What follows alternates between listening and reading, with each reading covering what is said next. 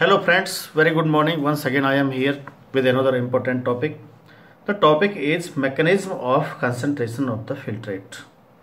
And particularly we can say that about this topic, that is counter current system of Vassar-Acti, counter current system of loop of Henle.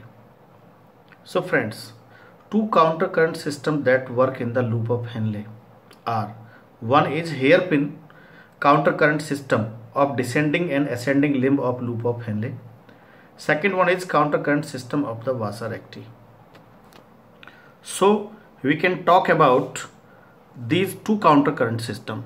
So number one counter current system in loop of Henle, the descending limb of loop of Henle is thin and freely permeable to water and sodium chloride.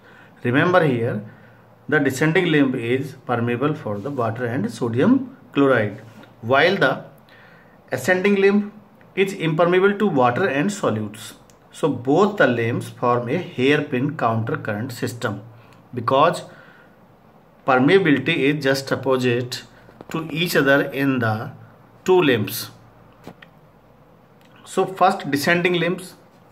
Descending limbs is permeable to water and sodium chloride, so osmotic loss of water from the filtrate as the descending limb moves down into the renal medulla helps to concentrate sodium chloride in the filtrate. The filtrate that enters from the PC to descending limb is isotonic to blood. So as the renal filtrate flows down to the descending limbs, 5% of water flows out the osmosis and is reabsorbed by Vassar-Acti. So this makes the filtrate hypertonic. So the filtrate becomes more and more concentrated as it moves towards the apex of the loop. So these type of events takes place in the descending limbs. Now in ascending limbs is nearly permeable to water, its thin segment is permeable to sodium chloride but not the thick one.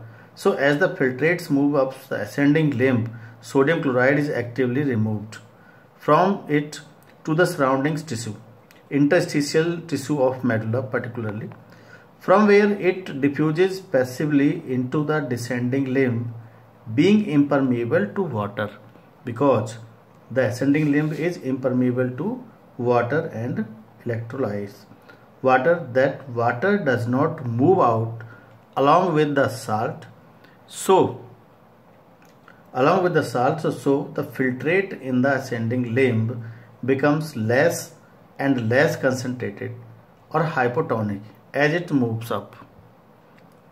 So different parts of the nephron events, what type of events takes place? You look just.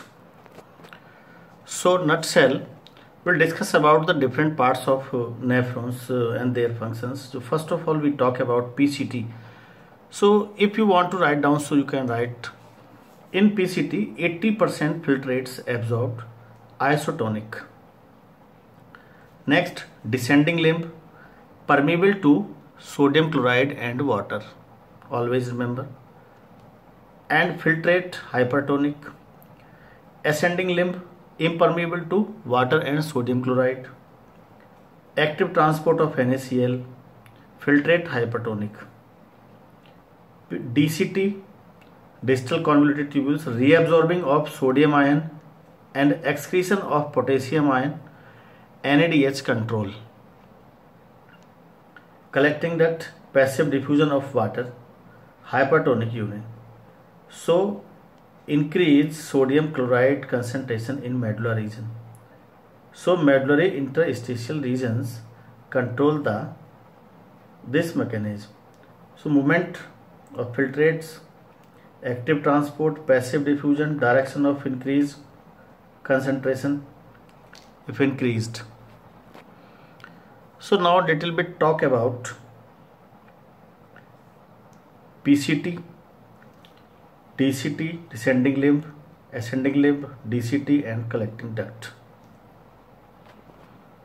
So being impermeable to water, ascending limb being impermeable to water, the water does not move out along the salt and so the filtrate in ascending limb becomes less and less concentrated or hypertonic as it moves.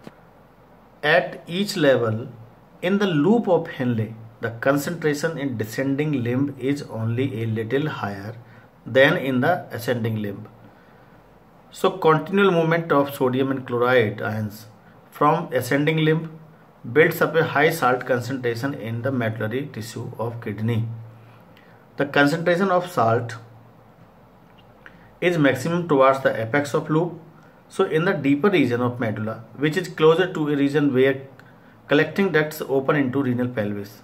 So the high salt concentration in medulla results in the outward movement of water from the collecting ducts by osmosis, thereby producing hypertonic or concentrated urine. So in this way, in ascending limb, finally concentrated urine is formed. So next point is importance of vasa recti. Vasa recti, which kind of roles play? So vasa recti, these are the blood capillaries in the form of loops flowing very close and parallel to the both limbs of loop of Henle. So they give up branched loops at different levels. So these are externally narrow and only 1% of the total renal blood flow occurs through them. The blood flow is very slow and sluggish. The blood entering the descending capillaries comes close to the blood flowing out from the ascending capillaries. So this counter-current arrangement in which the blood flows in the opposite direction into two limbs of vasa recti also leads to high salt and urea concentrated in the medulla region.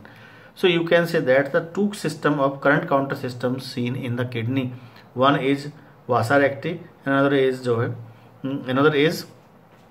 in the loop of Henle. In both loop of Henle, descending and ascending limbs. In different mammals, the concentration of urine is directly related to the length of loop of Henle. So mammals are the vertebrates and produce hypertonic urine. Urine is greater solute concentration than blood plasma. So more length of loop of Henle leads to more absorption of water, and this results in the more concentrated urine. So beaver lives in has short loops of Henle, produce dilute hypertonic zone. Aquatic environment. Kangaroo rats has long loop of Henle. Note it down this point. Actually, kangaroo rat not like a kangaroo, just like a jump like a kangaroo, find in the North America, deserts of North America. So that's why that is called just jump like a kangaroo. So has long loop of Henle, produced concentrated or hypertonic urine. So these two parts of ascending limb or descending limb and vasa recti control the complete process of counter current mechanism. So little bit differences between descending limb and ascending limbs of loop of Henle. So just you understand, first of all I will talk about descending limb of loop of Henle. First point, thin walled. Descending loop of Henle. So first point, thin walled. Second point, freely permeable to water and sodium chloride. Second point is 5% of water is drawn out of the filtrate by vasa recti or reabsorbed. Passive flow of sodium and chloride ions into the limb. Fourth point, nephric filtrates becomes hypertonic due to loss of water. Next point, it's the first part of loop of Henle that gets iostonic filtrate from PCT. So all these type of functions or events takes place in the descending loop of Henle, and now in ascending loop thick walled hota hai. It is thick walled, impermeable to water and sodium chloride. Most probably all the points are antagonistic or opposite to the descending loops points. So active transport of sodium and chlorides, water is not reabsorbed. Active transport of sodium and chloride ions out of the filtrate. So nephric filtrates becomes hypertonic due to loss of the solutes. So it's the second part of loop of Henle and passes hypertonic filtrate.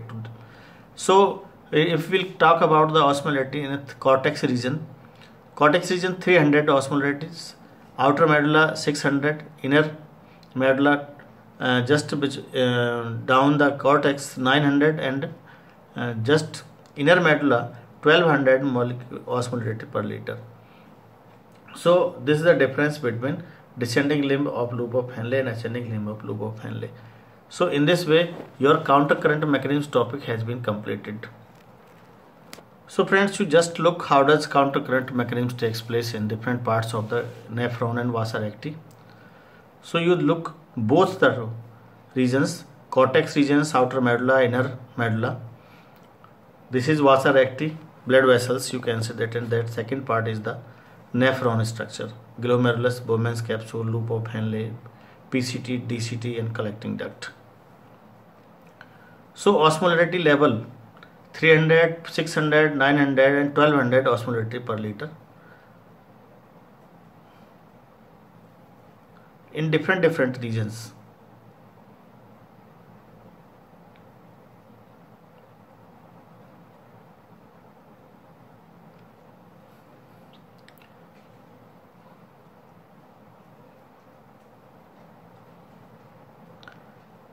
Ascending limb of loop of Henle, descending limb of vasa recti,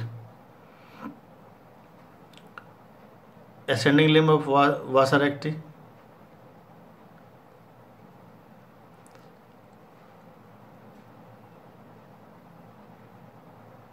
and thin segment of ascending limb of loop of Henle.